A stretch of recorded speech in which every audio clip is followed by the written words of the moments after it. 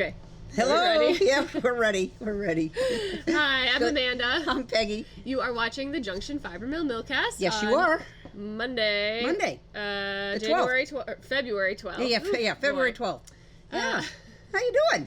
I'm doing great. We had a beautiful weekend. It really was lovely. Yeah, I mean, if you just put like global warming and stuff on the try not to think too hard about it. It was beautiful. It was beautiful, warm, and sunny. It felt like March or April. Yeah. But we were able to get outside. I didn't expect it to be so nice on Saturday. Right. And it was just like feeling the sun on your face. It really does a lot. It's a good thing. Yeah. I should explain what I'm wearing. Yeah, what are you wearing? I did not knit this.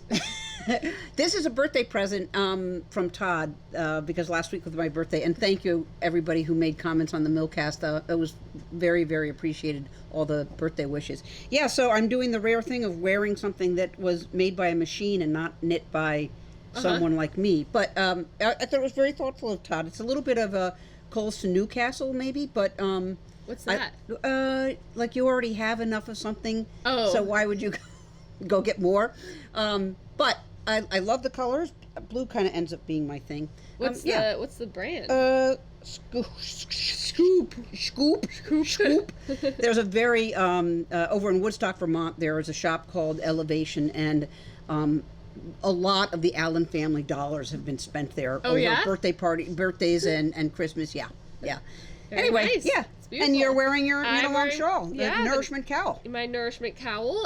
It's nice and cozy for this Monday morning. But yeah, I knitted out of the Pumpkin Patch and the Jacob and Rambouillet Farm Fresh. Excellent. And yeah, it's really cozy. I'm glad I did the size 6s on the neck for me because I just really like to get it right up there. Cozy. Very good.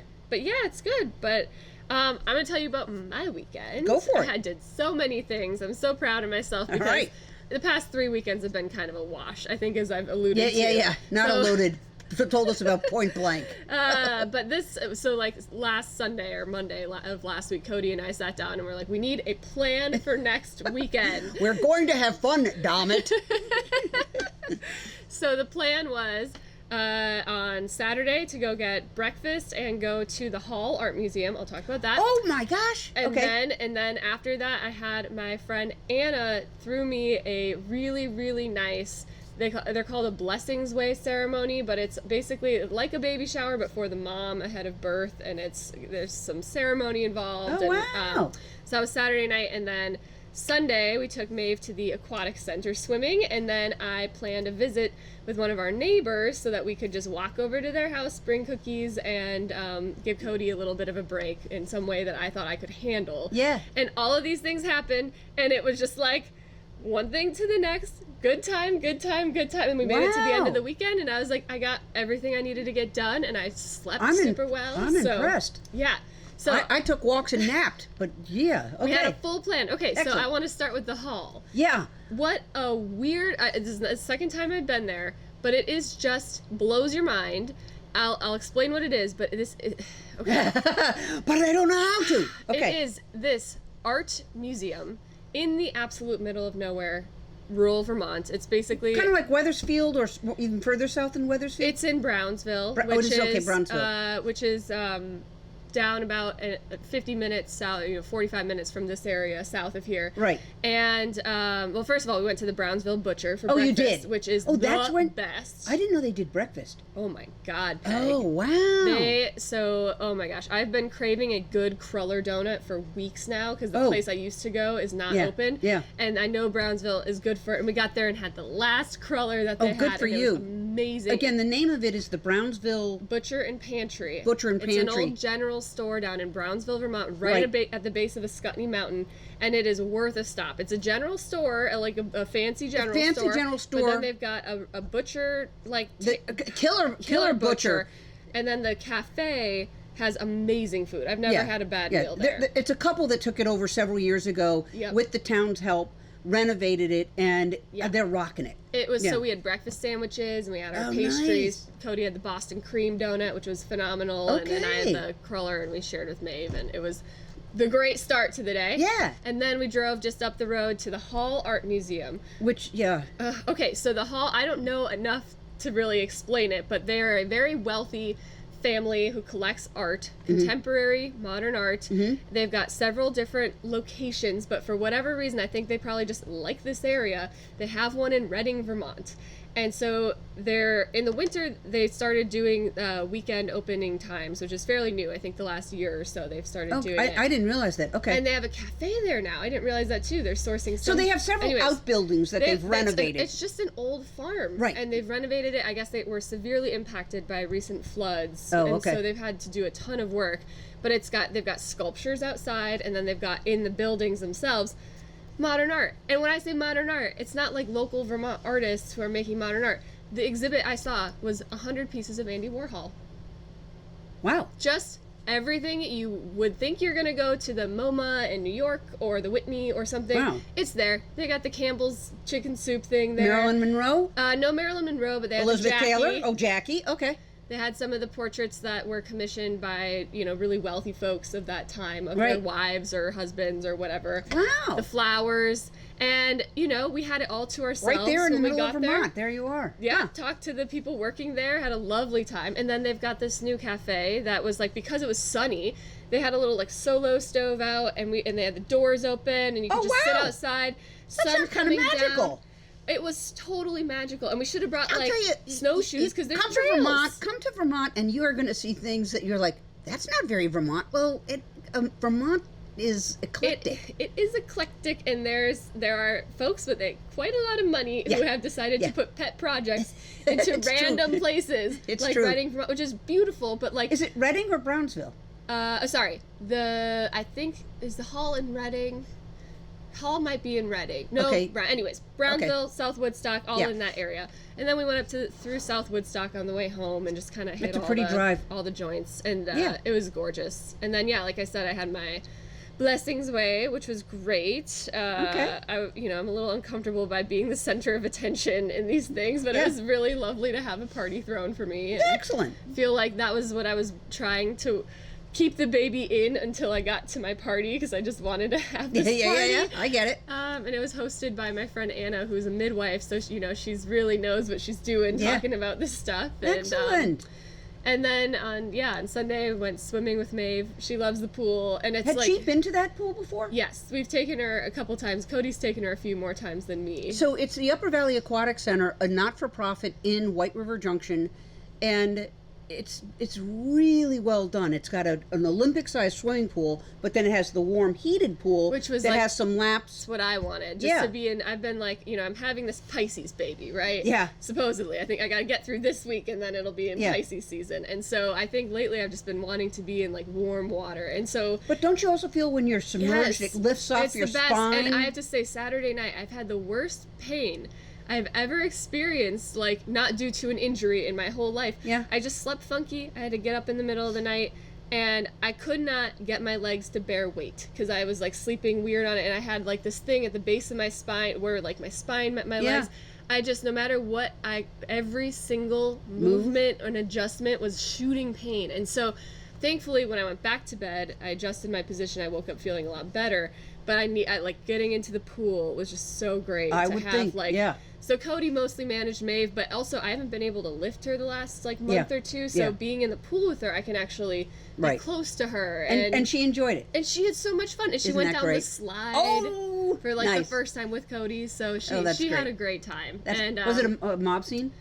Total mob scene. That's the one thing on the weekend, the kiddie section can be. Also, I'm stubborn. I don't swim enough to invest in a maternity one piece. So I'm just wearing my bikini. Here's the big belly. Oh, hello, every member of the community that I know that's here with your children. So I stayed in the pool for the most part. That's hilarious. But it was funny. And then, we're really milking this intro. Then afterwards, we went to, like I said, later in the afternoon, I took Maeve to our neighbor's house and just brought some cookies and hung out with them. And they're folks, they've got a granddaughter, basically Maeve's exact age on the other side of the country. And so in my mind, I was I really want to foster more community here. And I want Maeve to know her neighbors. And we have such a great community where I live. You guys do too, up where you are. Yeah. And I'm just so bad at imposing myself, especially since COVID, on making plans with people and coming in. And so I sent a message on Friday to say, hey, can Maeve and I come by, real casual. It was so lovely. Nice. Just like you forget, like just telling people I want to, have a low stakes. Yeah. We don't have to cook a big meal, so we just brought some cookies that were in the freezer and hung out, and they played with Maeve, so I didn't have to like chase her around, and I got to chat with them, and Perfect. It was great. So, Excellent. Yeah, great weekend. Very good to know. You were owed one. I know. Yeah. So good. Well, back to the mill. Yeah. Yeah, it's hard to go. Now we'll go back to the mill after you've had that fabulous weekend. Yeah. We have some good news to report, though, I think. Yes. We had a terrific week with the spinner. Mm-hmm. We're doing making tracks with it, and we didn't have any wrapping. We bought a humidifier, which has helped kind of keep the humidity going, which we really think was the true cause of our static issues caused from the air being so dry. Yep. And we didn't have any problems whatsoever. That's great. And we're all getting more comfortable with setting it up. Solving issues, and like if it breaks, how do you get it? Quickly get it set up. Yeah. So a good week, and I'm hoping that we're going to have a really great week this week as well. Was it almost every day we ran it? Yep. And so we are actually putting it into production as of I'd say last week. Yeah. Which is it's fantastic. So while the spinner was making tracks, and so the concept is we'll do the singles on the new spinner and we'll ply it on the old spinner, but we had to accumulate some singles to spin. We continued to do some custom processing on the old spinner, so felt like a very productive day. And I've begun to card the what we had been calling the 1,000 pounds. It's actually we're now calling it the Jaffe for lack of the Jaffe wool. Farmers. That's the farmers that had it. I've started scouring it to get it ready, or rather carding it to get it ready to spin on the new spinner, which means we've got to introduce this spinning oil to. It's an anti-static spinning oil that will reduce the static and also give it a little bit of a lubricant maybe.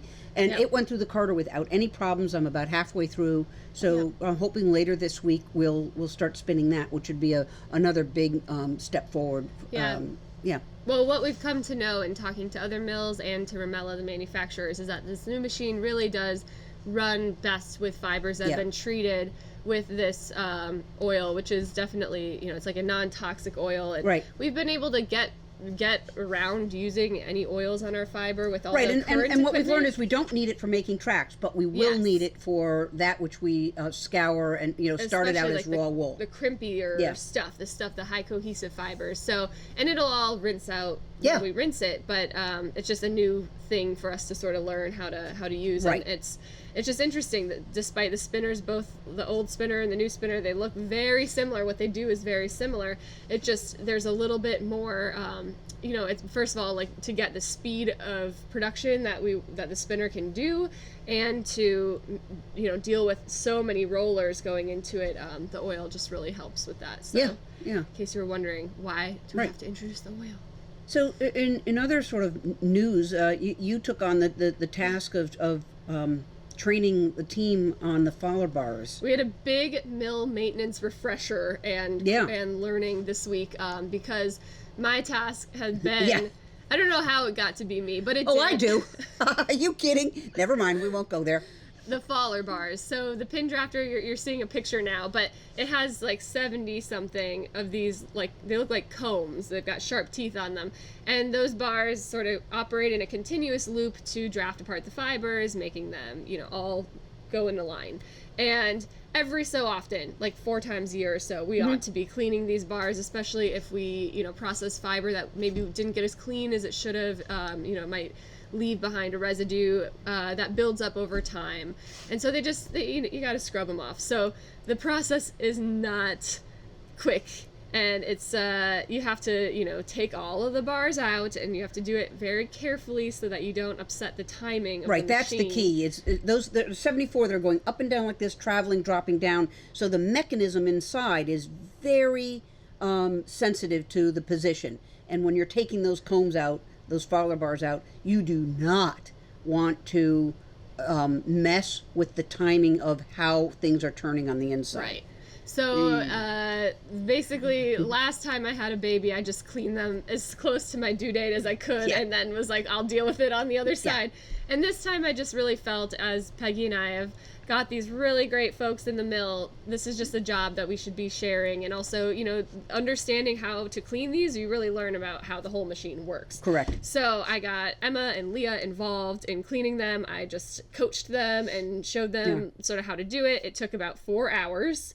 And we got the machine spick and span, and in putting it back together, there actually was sort of a hiccup where it wasn't related to the faller bars and how they were cleaned. It was just sort of in opening and closing the machine, a part had sort of come a little loose. A bolt had come a little loose. And so we had to debug that, which was a little stressful because we were like, oh, shoot, what do we do here?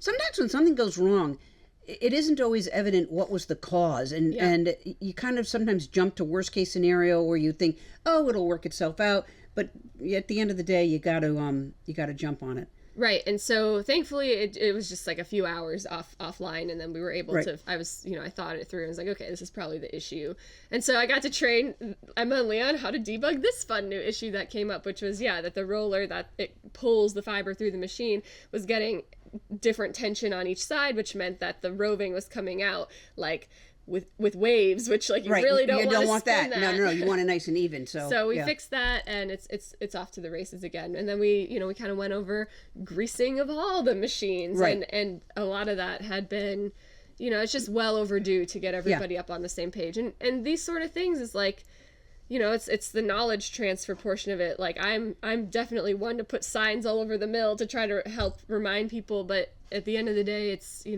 just got to communicate and so I feel good about where we're at with the maintenance, especially ahead of maternity leave. We're in good shape. Yeah. We're in good shape now. So that got done, and that was a big project. Right. But in terms of our community projects and what we're doing, we've still got the knit along going on. The knit along. Yeah, would you say we're about halfway? More than halfway. I think we ran it for like 6 weeks this time. Oh, okay. So we've only got 2 weeks left. So we just want to let you know. The 27th? Yeah, the 27th, which is 2 weeks from when this comes out, is the date to get your submission in to win the prize. And you do that by submitting your Google form, and if you can't figure out how to make that work, just email us, and we will put you on the list to draw from. It's a random drawing from everybody who completes the project. But want to let you know there's still time to finish up, and we'd love to see how it's going, too. There's been some really gorgeous ones that have come in. Yeah, we just posted this picture. I'll put it up here, but this woman sent us a picture from Switzerland, and it is just like the most gorgeous photo of this with like Swiss mountains behind it. It's just like pretty sweet. Whew, pretty cool. But we've seen a lot, so thank you for everybody sending us these beautiful photos. Yeah. Hey, and what's been a lot of fun is how well we're calling it Peg's hat, but that pattern did really well. It was a lot of fun. Yeah, and we sold a lot of small skeins of yarn this week as well, because that's what it takes. It's sort of a stash buster hat that you have been working on. It was a little shocking how fast that sold out. I felt a little badly that people were like, "Oh my God, the kit with the hat and some small skeins." We didn't have any more small skeins. Yeah. So we did our best. Sorry. Right? Yeah, but we love to see, like, if you're casting that on. We're not doing a knit along with that pattern right now, but if you are knitting it, send us a photo. Yeah, I'd love to see it. Tag us on Instagram, and we'll see it that way. But we'd love to see how those are going. Yeah, absolutely. And hopefully the pattern makes sense. And post on Ravelry too. We don't mention it enough, but we are active on Ravelry, and you can find us there, find all the patterns there, and and link it to that too. Very good. Yeah. So in the mill, we have just finished up a really. I'm going to show these 3 incredible colors. Look at these 3 colors. This is from the same farm. This is Lincoln. It's primarily Lincoln, and Lincoln is a Longwool breed. Longwool. And when we say Longwool, yes, it does tend to grow in length pretty long, but the name actually is it's a categorization of a wool type, which has low cohesion, meaning low crimp. Low crimp. It's very lustrous, and it looks almost like locks of hair, shiny hair. Hopefully you can see some of the luster in there. The thing is, because it has no crimp, it's very, like you can see, I mean, if it It were, doesn't want to. yeah, It's not a sausage. if it had a lot of crimp in it, like the Corriedale or Merino, if I held it up like this, it would be like that. This is very drapey. And these are 4-ounce skeins, right? So yeah. this is, yeah. You can see how small they look compared to a lot of our 4-ounce skeins. Right. Because there's no crimp in that fiber. Right. So great for shawls, sweaters, lace work, if you want things to have a real drapey feel to them. And I just love the 3 colors together. Yeah, it's just so knockout. fun. And we didn't dye any of those. Those no, are these are the sheep's natural colors. I'll give you one more zoom in on that. But yeah, it's just so different from some of the fiber that we work with. We do not see this. Was this 3-ply as well? No, 2-ply. Oh, 2-ply. Okay. Yeah, really knockout. Yeah. So that's just some of the things that were going on in the mill. So what are you knitting? I finished my vest, which was with the mohair. So and that's a petite knit pattern. That's a petite knit. We'll link See, it. I've got the green. I have a kind of a forest green, and then the color kind is of a gorgeous. sage, or I don't know what's the word. Sea green mohair. I've never done those together. It totally transformed the wool that I was knitting with, and I'm pleased with it. Have you worn it yet? I haven't even tried it on. And you know what else? I haven't really. I want to steam the armholes a little bit. Okay. The armholes look a little different, but I followed the pattern. I always seem to screw up sometimes whatever. I think it'll be fine. I like the way the collar came out. Yeah. So, and I know it's going to be warm. You can just feel it. Oh, yeah. And then I started, and I'm going to show you a picture. I came in on Sunday. Mm-hmm. I had some of my Corriedale that was a medium gray, and I love dyeing over grays. So I took cherry red, and cherry red over white is cherry red. But when you do it over gray, it turns out to this really lovely cranberry. So I put it in the sinks overnight. Nice. Came in early this morning, rinsed it out. It's in the washing machine now, just spinning out. And I can't wait to knit with it. When you talked last, you said, I'm ready for a big project. I think I am as well. And I picked a Thea Coleman pattern. I've read it through twice. I'm like going, oh boy, this could be a little more complicated. I won't sing anything more. Is it a sweater? It's a cardigan, and I am going to do buttonholes. I swear to God, I'm not going to skip the buttonholes. But I can't wait to knit with this cranberry yarn. Yeah, cool. It's always fun to knit with yarn from your own sheep. Okay, I've been looking at these during this whole Millcast. Wait till you see these. Oh okay, I'm not done because I'm convinced the minute I actually finish, that's when the baby arrives. But I am almost done with my baby booties. With your I-cord, oh my lord. So yeah, I've still got the one I-cord to finish, and so cute. Yeah, so these are, I'll link the patterns again, but I sort of adapted to the freebie patterns on Ravelry to have this little I-cord to hopefully keep them on the kids' feet. And they're made out of my Corriedale yarn, which is like a 3-ply worsted weight, and they're very quick knits. But I'm just, I've been just doing other stuff than adorable knitting, so I haven't been taking my time on these beautiful little booties. But I can't wait. I also think they're a tad boring in color. Like I could have gotten a lot more creative and done some making tracks and stuff. So I may try to make another pair that are a little more like bright and whimsical, but this was my first, and there are a million baby booty patterns on Ravelry, so I want to explore some of the other ones. These ones had a seam, so you can kind of see I've seamed the bottom, and they're seamed up through the back, and I don't love seaming, and I don't feel like I do a great job of it, so I don't know, it looks pretty pro to me. I'm just curious what other baby booty patterns exist out there, but yeah, nicely done though. Thank you. The kids' feet will be warm. We have one other show and tell. Yes. This is crazy. Our friend Vicky, we've been knitting up some samples, and the reason we need samples is twofold. One, when we go to festivals, it's nice to be able to show how making tracks knits up, and then the other is that we're in a fair number of local yarn shops now, and Elegant U, actually, down in Concord, New Hampshire, had given me the suggestion that if we could have some samples that we could ship to the local yarn shops, and then they'd have it for, say, 2 weeks, and then they'd ship it to the next one. And there's a big knitting and spinning event in Freeport, Maine on the last weekend of February, and there's a yarn shop there called Mother of Pearl. Patty Bright is the owner, and I'm going to send the samples. They're going to start here. So she's going to get 2 sweaters, and drum roll, this is crazy. Okay, let's get it. How do you even? Oh, it's so huge. It's you huge. Flip it around. Oh, we got to turn it around. Yeah. Look at this.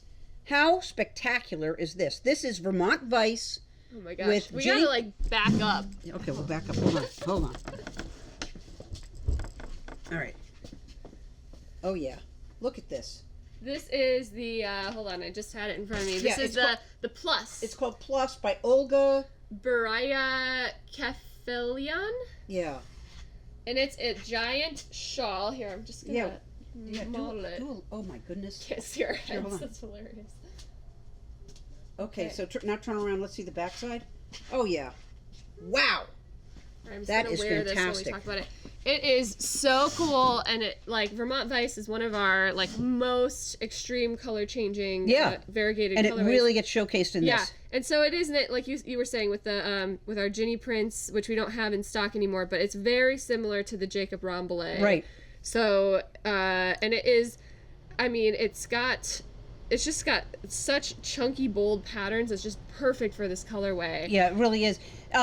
And you don't have to make it this enormous. Vicky Sheehan knitted it for us, and she just went to town. Yeah. Yeah. I would totally. I mean, if you're like gonna cozy up like at a picnic or so. Oh my gosh, it's just so great. And the colors just it really showcases what Vermont Vice is all about. Yeah, it totally does. Between the aqua. Yeah, the aqua, the little shot of yellow, and then that fuchsia. Yeah. So thank you, Vicky, for knitting this for us. Yeah. And we're excited to get this out there in the world and show folks and hopefully inspire people to try out this pattern or try out these yarns. Yeah, absolutely. All right. Alrighty. So we'll see if we're here next week. Yeah, we'll see if you're here. I'll be here. We'll see if you're going to be here. Yeah. All right, guys. Have a great week. All right. Take care. Bye. Bye.